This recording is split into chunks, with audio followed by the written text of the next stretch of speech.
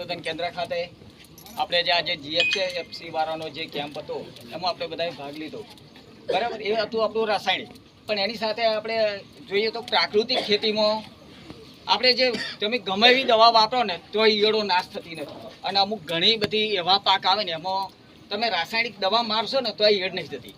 પરંતુ આપણા પ્રાકૃતિકમાં જે અગ્નિઅસ્ત્ર કરીને જે બનાવવામાં આવે છે તે ઘણા બધા એવા રિઝલ્ટ પણ મેળવ્યા છે ને જે પ્રાકૃતિકવાળા બધા જ બનાવે છે એનું છે અગ્નિઅસ્ત્ર.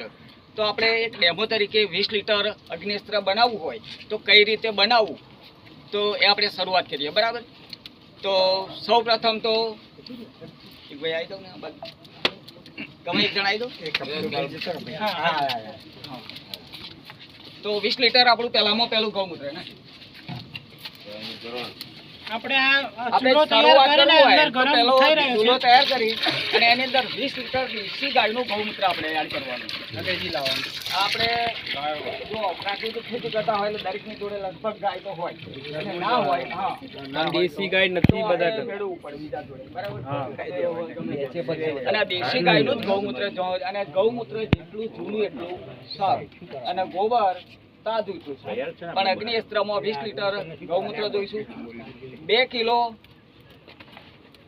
આ જે આપણો લીમડો આવે બરાબર છે આની અંદર 2 કિલોનો ઉપયોગ કરવામાં આવે. 20 કિલોના માપમાં 2 કિલો લીમડો એની ચટણી બનાવી દેવાની. બરાબર છે.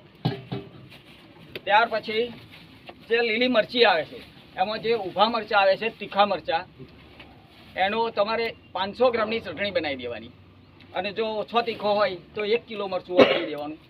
અને કદાચ એવું લાગે કે રોગ જ્યારે વધારે હોય કોઈ ખારેલીનો પાક હોય હમણાં વાત કરી કે કોરોઝન જેવી વધારે થોડી સ્ટ્રોંગ બનાવી હોય તો સૂકું મરચું આવે છે, તીખું મરચું આવે છે આમાં એ એનું સૂકું મરચું આવે છે એ 250 ગ્રામ જોડે એડ કરી દેવાનું.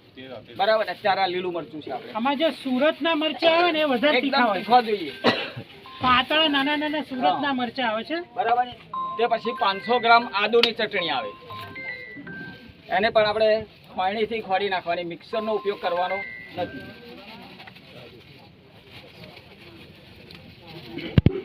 250 ગ્રામ લસણની ચટણી.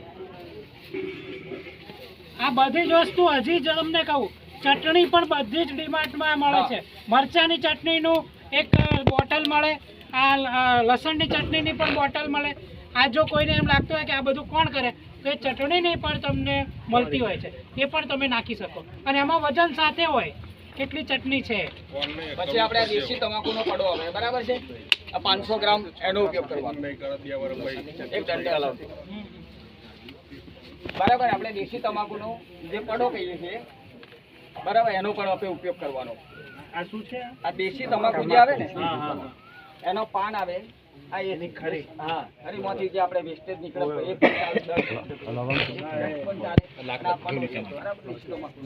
એનો ઉપયોગ કરવામાં અને કેટલા ગ્રામ હવે આ 500 ગ્રામ આ દરેક વસ્તુ 500 ગ્રામ.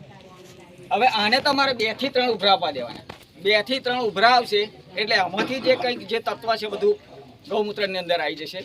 અને આ તમારે શું કરવાનું 2 થી 3 ઉભરા આપશે એને ઠંડુ થવા દેવાનું. ઠંડુ થવા દીધા પછી એને 48 કલાક રહેવા દેવાનું. સવાર સાંજ એને હલાવવાનું એટલે ઠંડુ પડી જશે. 48 કલાક પછી એને આપણે ગાળી લેવાનું. આ ગાળી લીધા પછી તમારે એક પંપની અંદર જો તમારો નાનો પાક હોય બિલકુલ આપણે દાખલા તરીકે તમે કોબીજ રોપ્યો અથવા મરચીની ખેતી હોય અથવા ગલકી કે તુરિયાની હોય શરૂઆતમાં મોલોમાં ચીદાઈ હોય આટલો જ પાક હોય 20 થી 25 દિવસનો તો 500 ગ્રામનો ઉપયોગ ના થાય. તો આપણે 300 ગ્રામ જ નાખવાનું. કેટલું પંપની અંદર 300 ગ્રામ 300 ml 300 ml નાખવાનું. અને આપણે જે આપણે 25-30 ઉપરનો પાક ગયો આપણી ખડી ભરી ગઈ પછી એની અંદર તો બધું આવી જાય બરાબર. જે લિક્વિડ છે એ લિક્વિડ તમારે ગાળીને ભરી લેવાનું. અને એ તમારી આપણા છોડની ઊંચાઈ પ્રમાણે દિવસો પ્રમાણે એનો ઉપયોગ કરવાનો. હવે હું શું કહું છું આ વેલાની જે શાકભાજી ને એમાં આ વખતે કોકર મટો ને જો તમને કોકડવા બહુ વખતે જો જેને કોકડવું આવતું હોય તો આપણે છે ને આપણે દેશી ગાયની છાશ હું તમને એક વાત કહું એને તાંબ્રે છાશ બનાવવી પડે. કેવી? તાંબ્રે છાશ. એટલે તમારી જોડે 20 લીટર જો દેશી ગાયની છાશ હોય તો એની અંદર તમારે શું કરવાનું 1 કિલો તાંબુ લઈ લેવાનું. હવે 1 કિલો તાંબુ ના હોય તો તાંબાનો વાસણ હોય એની અંદર નાખી દેવાનું અને 1 મહિનો હોય પેક કરી દેવાનું. બરાબર. એ પછી એ છાશ તમારે જ્યારે ઉપયોગમાં લે એ તામ્ર છાશ કહેવાય. એ છાશનો તમે ખાલી ફક્ત 500 ગ્રામ જ લેવાય. એટલો 500 ગ્રામ તો ફૂગનાશક પણ થશે. એટલે તમારું જો આજે 500 મિલી એક હા. પંપમાં 15 લીટર. અને બીજા નંબરમાં જે કોકડવો આવે છે ને એ કોકડવો શાનાથી આવે છે ખબર છે? કોકડવો એક ફંગીસાઇડ છે. કોકડવો આવવાની તમે કોકડવો કહીએ છીએ પણ એની અંદર પણ એક નાની જે આપણે જે લેપ્રોસ્કોપ પેલું કાચ આવે છે ને એનાથી તમે જોઈ શકશો તો એકદમ આપણી નોખે ના જોઈ શકશો એવી જીવાત આવે.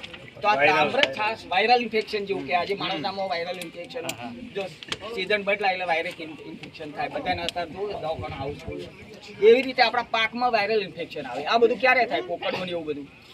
અને બધા છોડને કોકડવો નહીં આવી જતો આખા આ વખતે કોકરાઈ ત્રાસી અને કોકડવાથી અને શરૂઆત થાય એટલે કહો તો હેડવા જ મળે.